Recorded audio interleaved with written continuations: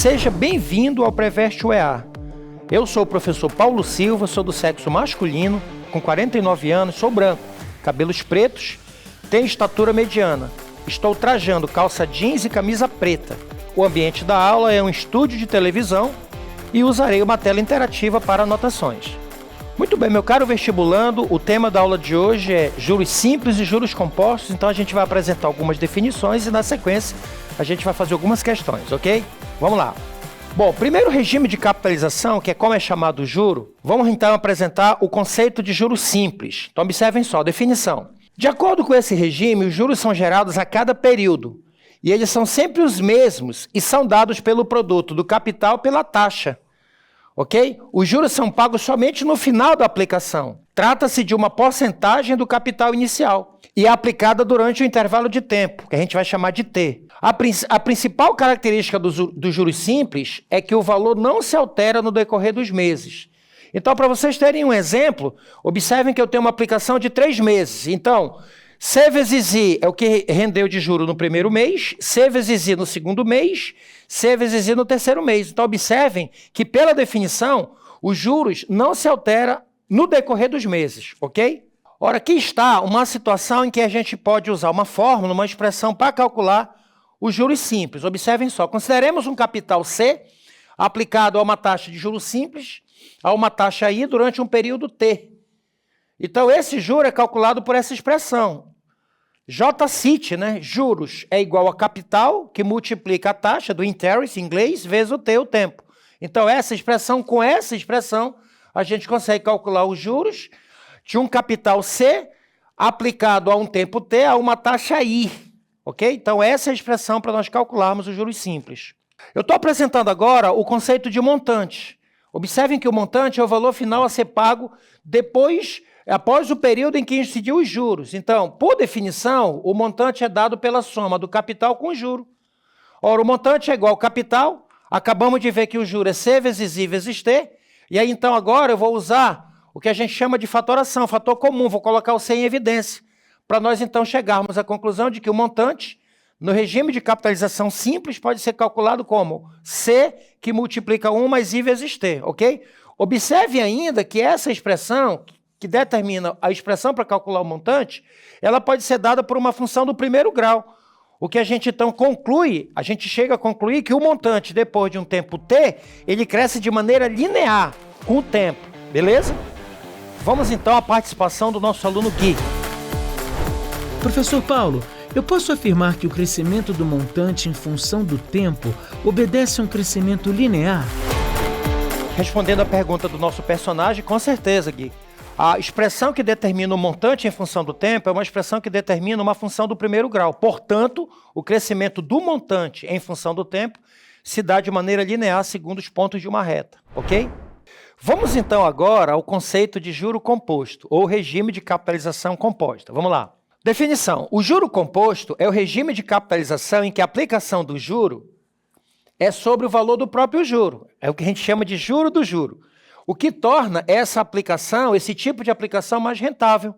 O regime de juros compostos é mais utilizado no mercado por oferecer a maior rentabilidade para quem aplica, né, o capital. Essa maior rentabilidade ocorre pelo fato de esse regime de capitalização ser calculado sempre com base no valor do montante do período anterior, o que faz com que o final, no montante, ele cresça de maneira exponencial. Então, só para a gente recordar, agora há pouco eu falei que o juro simples ele cresce de maneira linear.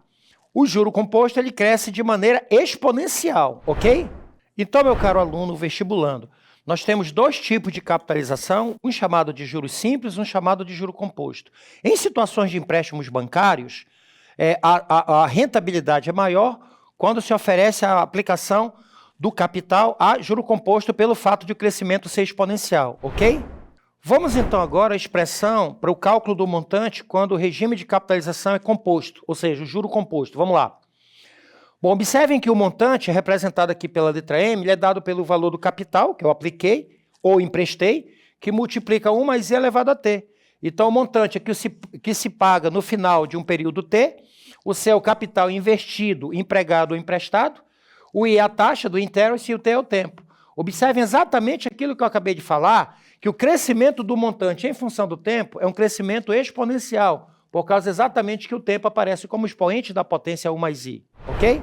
Vamos então à resolução da primeira questão, vamos lá. Uma pessoa fez uma compra no valor de R$ 1.500 e pagou-a de uma só vez 3 meses depois. Sobre esse valor foi cobrado mensalmente uma taxa de juros simples, de modo que após esses 3 meses o valor pago foi de R$ 1.527. A taxa mensal de juros simples cobrada foi: letra A, 0,7%, letra B, 0,4%, letra C, 0,8%, letra D, 0,5%, letra E, 0,6%. Vamos à resolução da questão.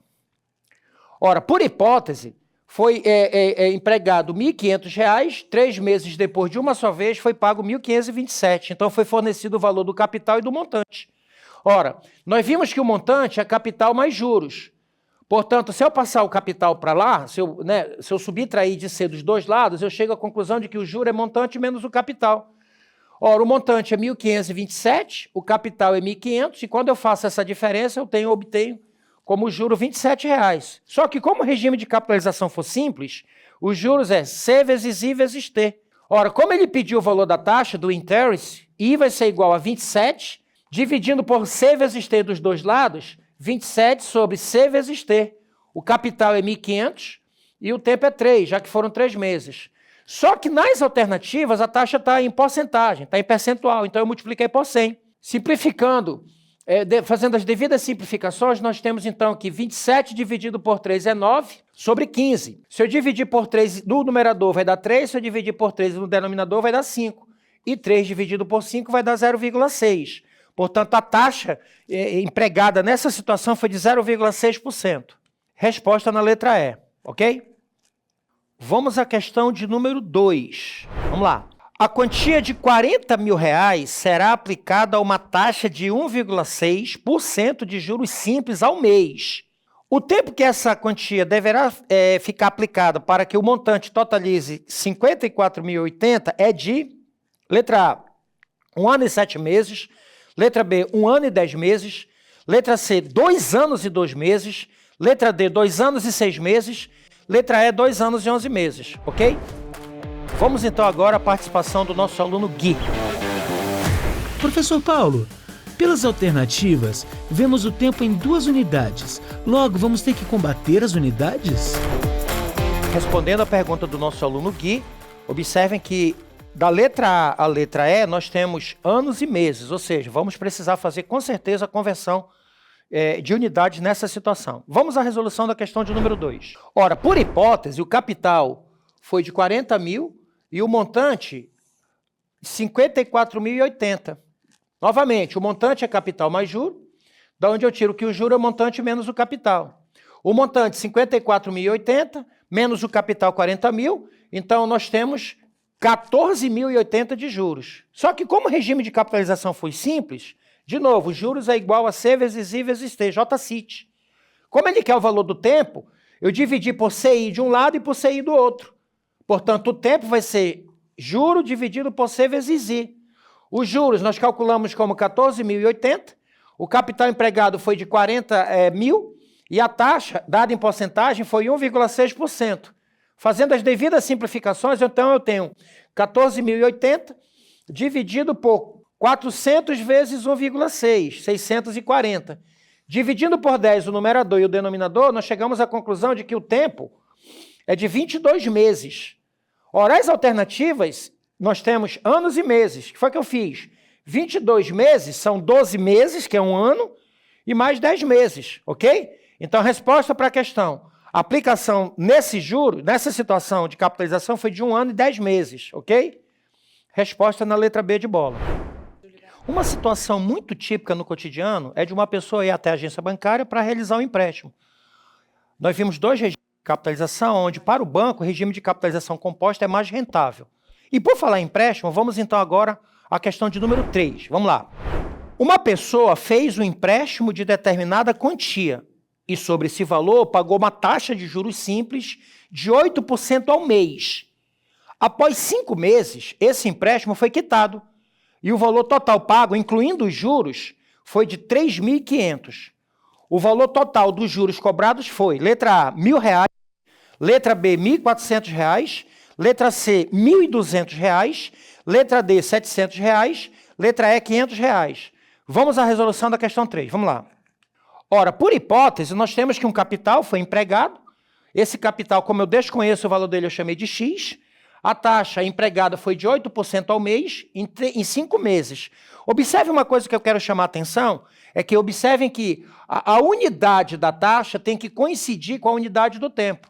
Como foi cobrado uma taxa mensal, o tempo tem que estar em meses, ok?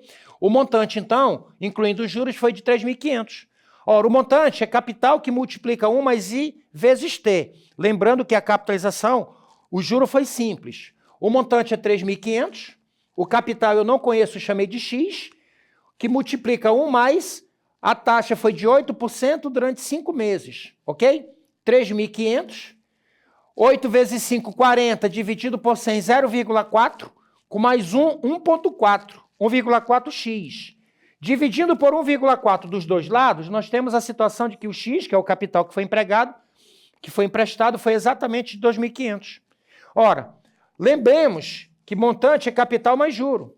O montante é 3.500, o capital que eu acabei de achar é 2.500, e os juros, 3.500 menos 2.500, eu chego à conclusão de que rendeu R$1.000 de juros nesse empréstimo durante esse tempo de 5 meses, ok?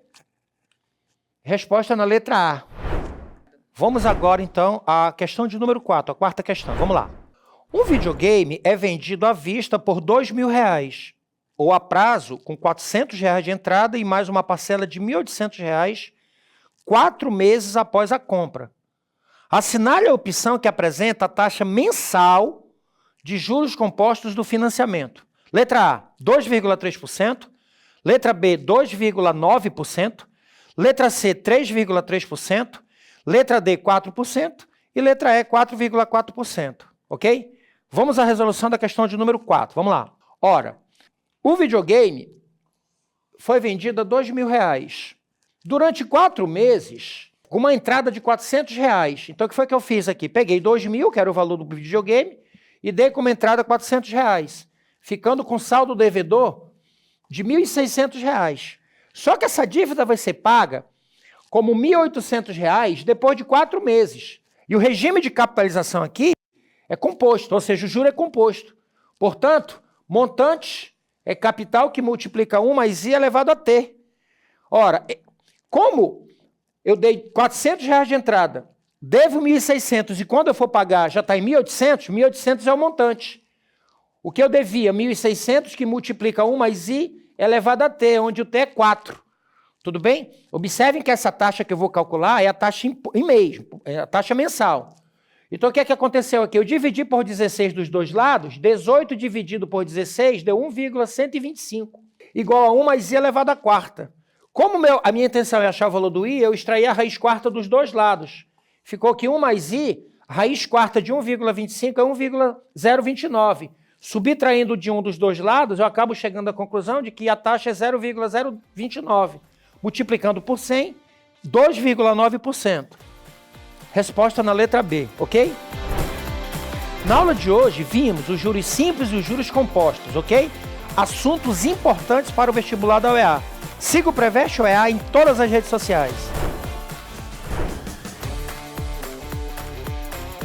Olá, pessoal! Se vocês quiserem rever todas as aulas e ter acesso a questões comentadas, instale o aplicativo do Preveste e acompanhe todo o nosso conteúdo. Faça como eu, se prepare desde a primeira série do ensino médio. Vamos buscar a nossa vaga!